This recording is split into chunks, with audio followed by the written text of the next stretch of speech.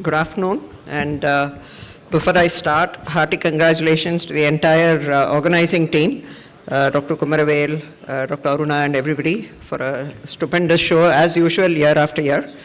So a lot of my talk hopefully won't have too much of overlap with Dr. Lakshmi's talk. I'm going to be talking about a slightly different molecule. She spoke about semaglutide. I'm going to be talking about tirzepatide.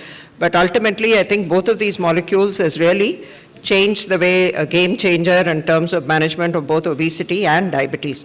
Nowadays, the GLP-1 analogs have come into a place where the guidelines are saying we should consider them as the first injectable in type 2 diabetes, even before insulin for glycemic control. I'm going to be sharing some of the data with this particular molecule across some of the seminal clinical studies. And a lot of the practical points Lakshmi has addressed, so I'll skip some of those slides. I just want to reiterate a couple of the points in the thing. These are my disclosures. This is a company-sponsored talk. The slides are from the company. The opinions are my own. Okay, so this is the typical type of person that the company wants us to believe we're going to be seeing in our clinic, and it probably is. One is Anjali, who's living with obesity but without diabetes, and I think it reflects the story of actually many of us, I would say. Multiple times she's been trying to lose weight. She's been unsuccessful. She succeeds, but then she regains it. She's starting to feel the burden of this excess body weight. And then Jahnavi is on the other side. She's living with diabetes and obesity. Similar story. She's not successful either at losing her weight or at controlling her HbA1c.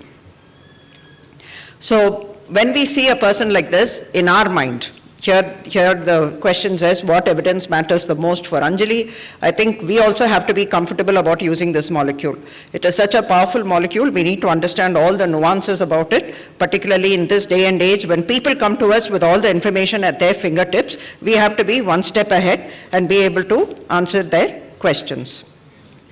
So this is the two types of studies that were done with tirzepatide.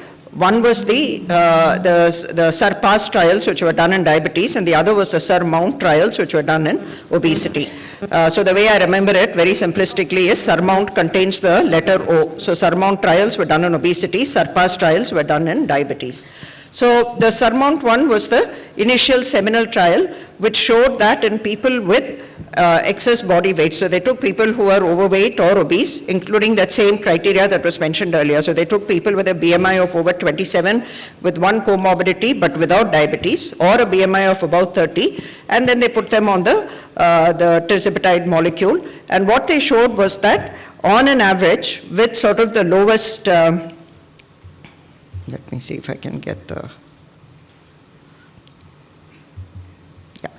at the lowest dose, so for tirzepatide, we start with a 2.5 for 4 weeks, then we go to 5 mg. Then depending on need and tolerability, we go to 7.5, 10, 12.5 or 15.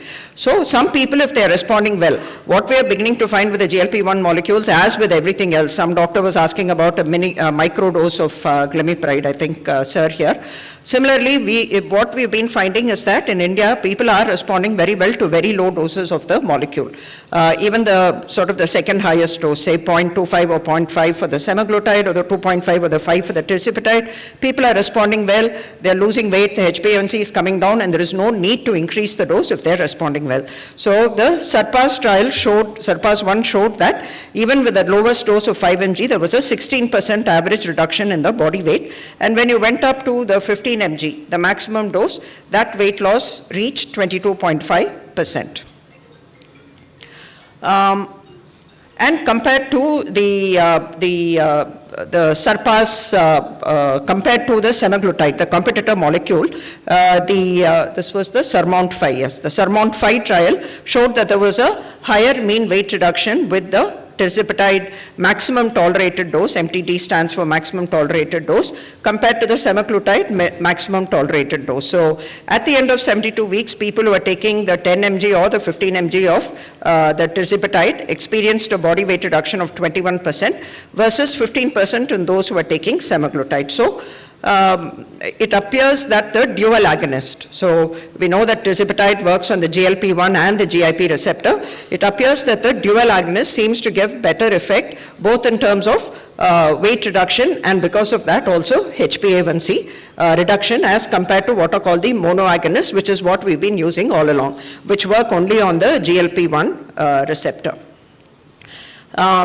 At the end of about the 1.5 years, about a third of the participants on tirzepatide achieved at least a 25% weight loss compared to about 20% of participants on semaglutide. So not to say that semaglutide cannot work. We always have to keep it in mind that semaglutide also has tremendous effects, but in comparison studies, more number of people on tirzepatide may achieve better weight reduction.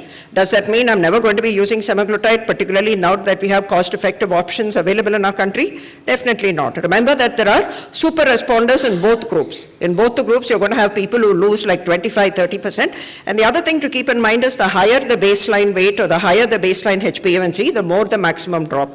So for example, we have people who started at say 170 kilos who are now at 130 or 120 kilos on these types of molecules. So the higher the baseline weight, the more the drop that you're going to see. If you're trying to go from 80 to 65 or 80 to 70, you're going to get that with the same dosage as you would do from 170 to 130. And obviously, because they're losing weight, they're also losing their waist circumference. Again, in the SURMOUNT-5 trial, what the study showed was that compared to the semaglutide maximum tolerated dose, where they lost about 14 centimeters of reduction in the waist circumference, the tirzepatide group lost about 20 centimeters of the waist circumference. But where do we have to talk about the benefits which are beyond weight reduction? This again was mentioned earlier. We are losing both muscle, fat, bone, everything. A lot of hair fall when people start losing weight. But the percentage, as a percentage of the total, the visceral fat mass is the one that comes down the most, which gives the most metabolic improvement. There is a reduction in the total lean mass, but studies have shown that their actual muscle strength improves. So this whole debate around extreme sarcopenia developing in some people, I think is more restricted to elderly population. So be very careful. There is no age cutoff about starting these molecules. You can use it even in 80 or 85-year-old. I had an 85-year-old lady who came in recently wanting to start this molecule. She was a healthy, functional 85-year-old lady. But if I have a 80-year-old frail person, who's already sarcopenic to begin with, I would not be using this molecule, or I would use it with great caution. So total lean mass does come down, but in most people, probably because of the reduction in the intramyocellular fat, their muscle strength actually improves. So studies have shown that when they looked at things like grip strength and overall walking distance, climbing up stairs, all of the muscle functional parameters improved, even though there was a loss of muscle mass. And of course, I said all the metabolic parameters improve. Systolic blood pressure drops quite significantly, about 7 to 8 millimeters of mercury. Clinical point to keep in mind is when you're going to start the GLP-1 analogs, if their blood pressure is already near normal to begin with, I'm talking about the 120/70, 130/70, please stop their diuretic, consider stopping the diuretic, or reduce their BP tablet dose, particularly the BP tablet dosage in the night.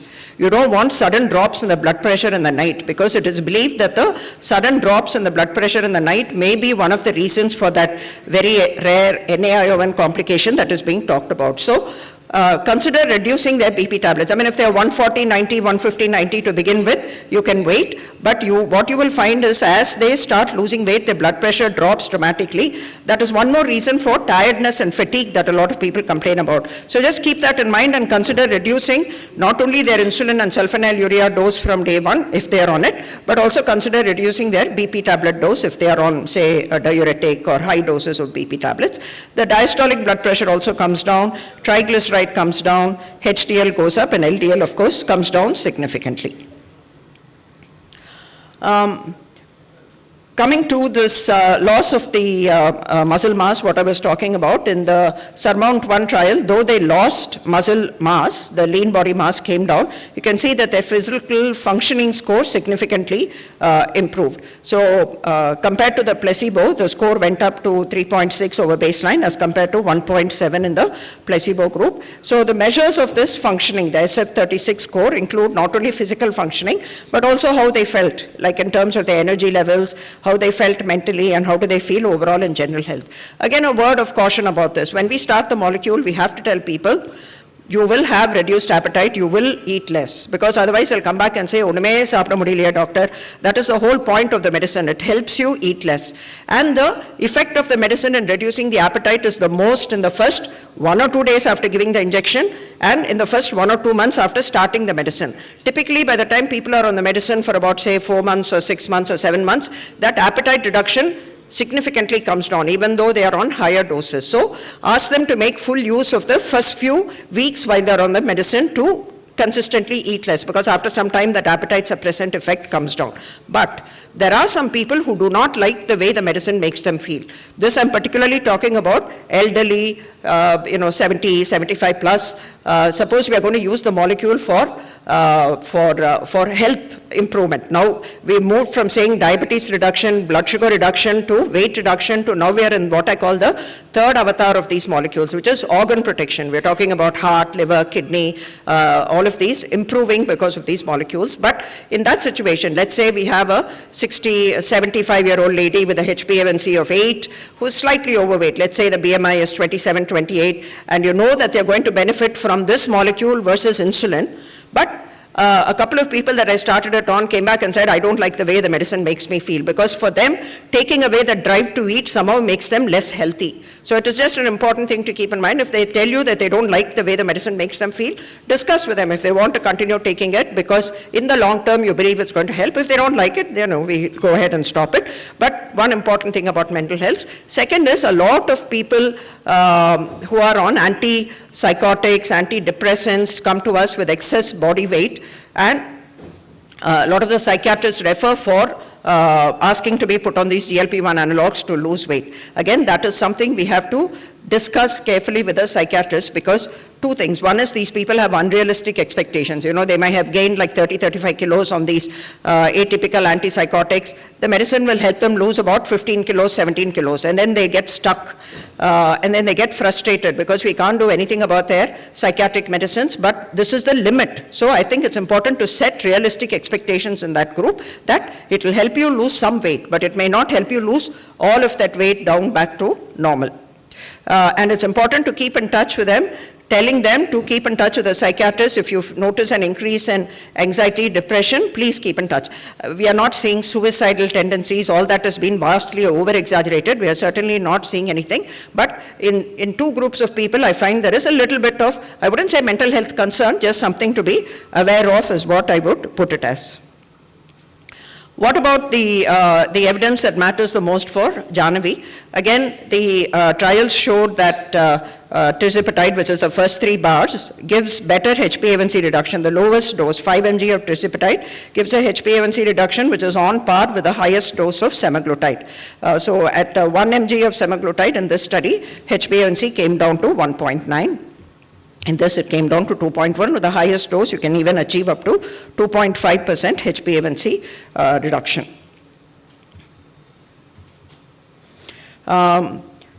And if you look at how many people achieve their HbA1c targets, you can see 90% of people will achieve with the 3, 5 mg, 10 mg, and 15 mg of tirzepatide, they will achieve a HbA1c of less than 7.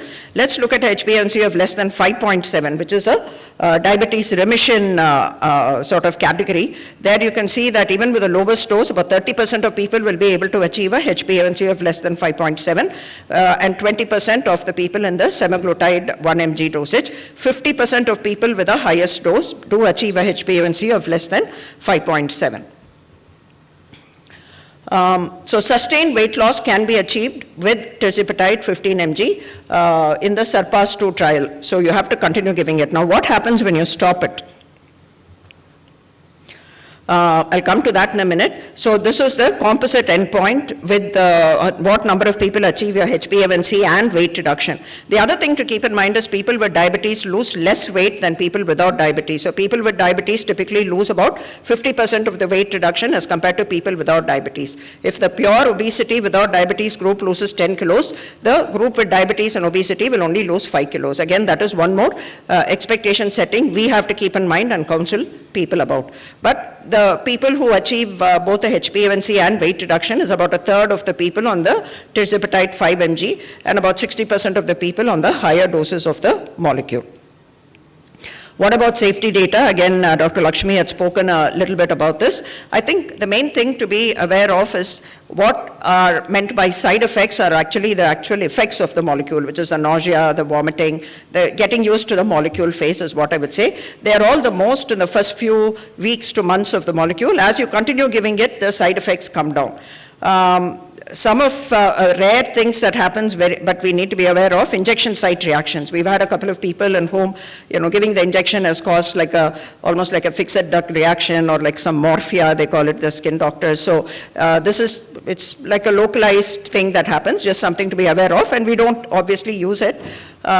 We discuss with the dermatologist to see if we can reuse this or do we need to take any other special precautions before reusing it. But in spite of all of these effects, you can see that the discontinuation rate due to adverse reactions is very minimal, less than 5%. In fact, the discontinuation due to gastric adverse reactions is less than about 2 to 3%. So even though the gastric symptoms are there, the discontinuation rate due to that are very less because most of them are mild in nature and can be managed if we cover it with the appropriate molecules.